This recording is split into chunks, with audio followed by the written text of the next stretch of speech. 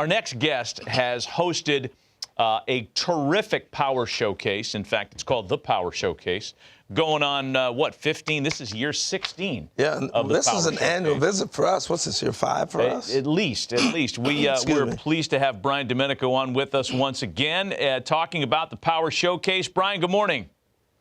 Harold, Matt, as always, it's really nice to see you, and I appreciate you having me on. Well, we appreciate you coming on with us to kind of introduce our viewership to some of the kids that you've discovered and showcased in your Power Showcase. I mean, boy, the list is unbelievable. We watch the video of this thing all the time. Among the players that you had, and I guess you could talk on all of them, who's made your eyes pop the most at the Power Showcase? Well, as far as this year, I mean, it is tough because this was a year where there wasn't like that big human interest story of like the 525-foot home run or something along those lines. But there is a player by the name of Hogan Nelson who has attended 5 Power Showcase events, and he's actually a 3-time Power Showcase champion and won it as a 13-year-old and a 14-year-old. And then last year had to make a really big decision. He's one of the top quarterbacks in the state of Texas, and decided last year, after having a really good showing at area code, to kind of shift gears and focus strictly on baseball. And he came back as an underclassman and won in dramatic fashion. And he is one of those individuals that you have that has the it factor. When the pressure mounts the most and his back's against the wall, somehow, some way, he comes and he ends up pulling through and winning. And that's one of those unique DNA things that I think scouts and college coaches look for. Hey, Brian, I think we're in a unique time, too, where guys have perfected the home run. And do you see that early on, the art form of guys really knowing to master their swing for homers at an earlier age than before? Yeah, I mean, I'm glad you brought that up. The old adage back in the day would be that home run derbies would ruin a player's swing. And I'd be like, that's not really true, because there's so many different swings that are applied in an at-bat, whether it's an 0-2 count, or you have to hit and run, or move a guy over, or have to purposely hit a fly ball to the outfield for a guy who got a tag from whatever base. So I think that when you also put in the very beginning, when they're 12 years old and at Cooperstown, Cooperstown has those 200-foot fences, so the kids are enjoying that. Then they go to the Hall of Fame, and the nostalgia of looking at Babe Ruth's bat and a lot of the old uniforms. Now, they're too young to really appreciate all that, but it kind of starts there. And then they come to the Power Showcase, and knowing that they're coming to the Power Showcase and ending up at the other end of the rainbow in a major league stadium to kind of be a big leaguer and whet their palate for greatness and have that prosperous energy wash over them. Now it trickles back to, okay, how are we going to prepare for this? And with how all the great metrics today with blast motion and hit tracks and all how and Rapsodo and how their videos can be broken down, and how all of the hitting coaches are vast in so many different philosophies that they break down the kids' swings, and they really start to learn how to do that. Now, you can attest to this, Harold, that when you hit a ball and you square one up, it's smooth. It's one of the most beautiful moments in all of baseball, and obviously you have to elevate to celebrate. Elevate to celebrate. I love it. That's a good Gary line. Templeton couldn't have said it better himself. That's a good line. Hey, so how do I get invited if I'm a kid, and how's that process work to get there? If Matt wants to be a 13-year-old again, how's he get into this deal? Yeah, and that's a great question. And there's a lot of different ways that you can get in. Some parents will reach out to me. Obviously, I need to take a look at some video. Then I want to take a look and see what travelable organization they play for, the level of competition. And listen, I don't always bring in the absolute very, very, very best guys. There are some big lumbering young players that they just need to set some goals. And it's only a matter of time before the kinetics and everything starts to come together, and they find themselves and they take off. So again, parents can reach out through the website. And again, there's a lot of different ways, Harold. Hey, so give us some names of some players, either prospects in minor league ball or big leaguers who've come through the Power Showcase. Well, I think the most noticeable one was Bryce Harper, obviously. And then you had, Tristan Costas, who's now the starting first baseman for the Boston Red Sox. And when he did the Power Showcase, he hit 5 500-foot home runs, which was really incredible. And then it was Blaze Jordan that you and I had talked about many times. And then he won the junior Major League Home Run Derby. There was a young man by the name of David Denson that hit a 515-foot home run off the Jumbotron. That was back in 2012. Daniel Vogelback. I mean, there's countless guys in the big leagues. Tell us about this DiMaggio Lonero. Oh, DiMaggio Lonero, leaving nothing to the imagination. A very, very cool story. So his grandfather was an Italian immigrant. And so when he got to New York, just fell in love with baseball and obviously the New York Yankees. And when he had his son, which is DiMaggio's father, his name was Bill. When Bill grew up, he obviously was a diehard Yankee fan. So he decided to name his son DiMaggio. And his father was like, well, listen, that's kind of a tough name to live up to. And what's ironic is that DiMaggio actually told his father, and he knew about the event because two of his buddies did the event a couple of years ago, a player named Drew Rapepi, who actually was a two-time Power Showcase world champion. He told his father, he's like, I'm gonna go down and I'm gonna win it. And I think he put out some incredible numbers, 468 feet with his longest home run. And he has tremendous raw power. And like I said earlier, just scratching the surface and his potential. And I think he did Joe DiMaggio pretty proud, for sure. Yeah, I would say these kids are breaking my back looking at these videos. Italians, baby. You like Italians. I understand they also named the family dog Yogi. Is that right? Man, that's right. Living a Yankee dream there. Yeah. I want to ask you about, because there's a couple of 12U and 13U kids that popped as well. And I don't know, for me, the younger they get with the power, I mean, it makes you marvel at the command and the bat to ball skills when the kid's 12 years old. Great point. I think that some kids gravitate towards enhancing their baseball DNA and looking for that next big stage to have to compete upon, like IJ Garza you just saw. That's Tyler Cerruti. That's Sebastian Carthace, who actually won Week 9's Home Run Derby in Cooperstown. Austin Brown, who is a 14-year-old, Harold and Matt, that hit a 479-foot home run. Wow. Here it is right here. He hits it, and it goes off the back of the loanDepot sign. Check this out. Looks like Corey Hart. Beautiful, easy swing. Yep. Beautiful, easy swing. Oh, man, it's unbelievable. That is amazing. Now, one more guy, if I can here, is a 6'8" power hitter from Tennessee named Brayden Colleran. And I did a little research. I think he's 16 or 17 years old. 6'8". And I did a little digging, and I wanted to find out, okay, who in today's game, position player wise, are the top guys as far as height. You had O'Neal Cruz, the shortstop with the Pirates, and then you have Aaron Judge, who plays outfield. But I wanted to dig a little deeper and find out who was the tallest major leaguer to ever play first base. And it was Tony Clark. I guess he's the executive director of the Major League Baseball Players Association, had 251 home runs and a 15-year career. But, 6'8", and he's an incredible basketball player, and he's also an ascending pitcher on the mound. Wow. That's scary. He looked like Richie Sexton. That's a good. I thought he looked like George Mirasan. Yeah, that's good, too. NBA player. Hey, Brian, we appreciate the visit as always. Congrats on another successful run on the Power Showcase. I know that kids love participating in your event.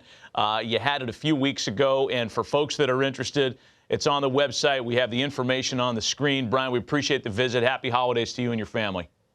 Always. Thanks, guys.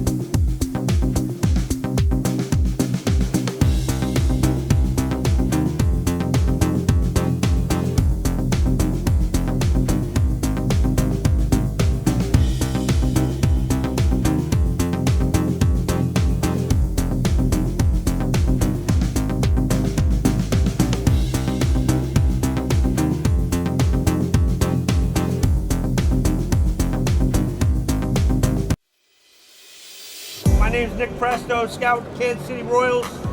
It's a great opportunity. Appreciate you guys being here, hitting on a big league field. We're going to run you through a scout day. You know, as scouts, we're looking for a bunch of things to see if you're going to be a professional player. I mean, obviously, we're looking for hitting. We're looking for power. We're looking for running, arm strength, and fielding. Those are the 5 tools that we're looking for. All this stuff's important if you want to play this game.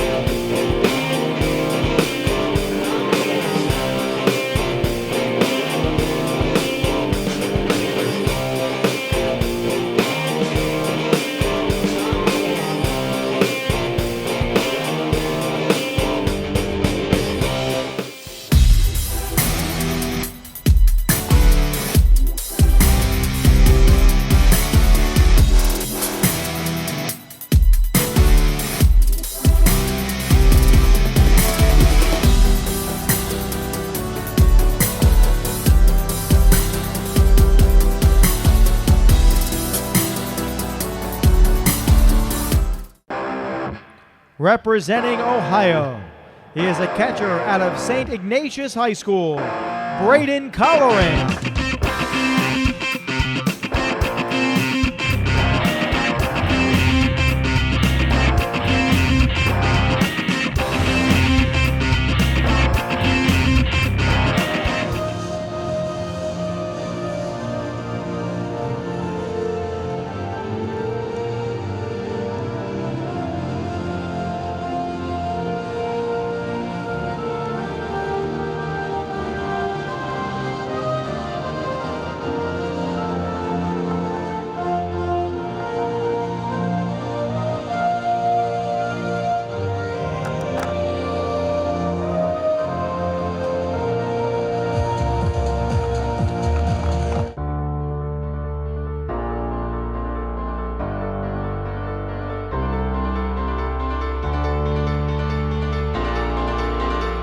Now stepping in, representing Ohio, here is Brayden Colleran.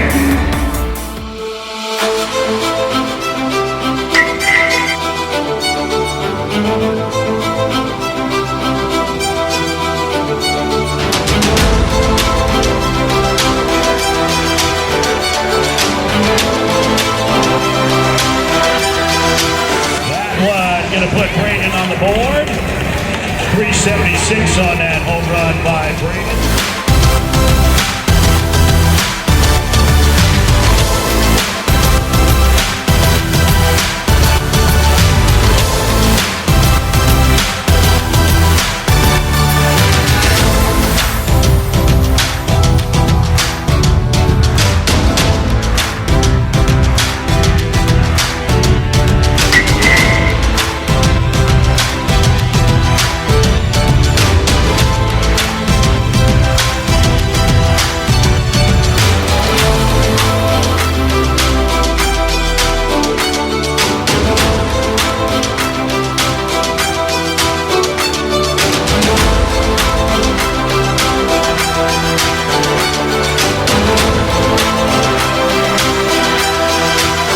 Run number 2 for Brayden.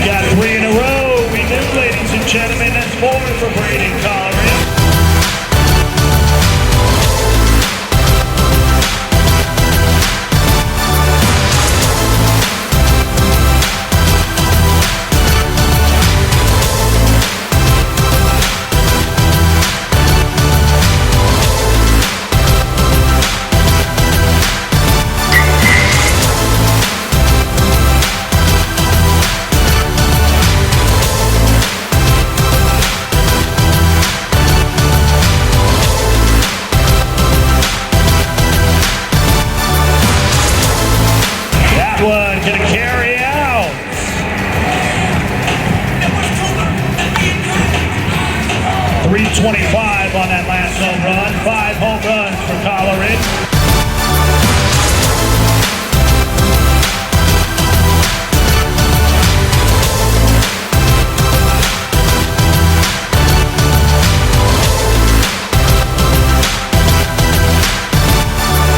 Will indeed add another home run for Brayden.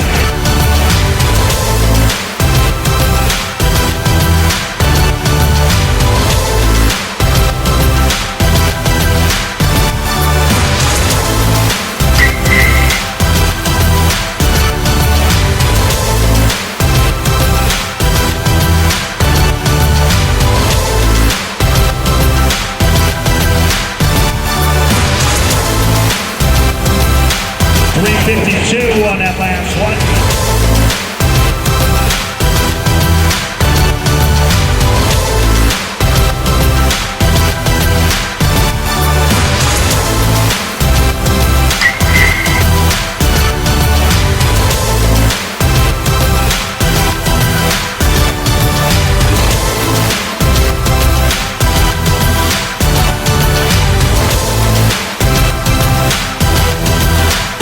.375 on that last one for Colleran.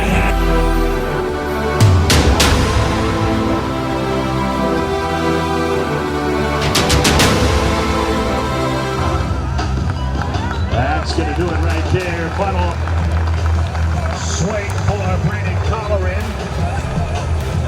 Going to finish with 8 home runs. 3 consecutive. And the furthest traveling 390 feet.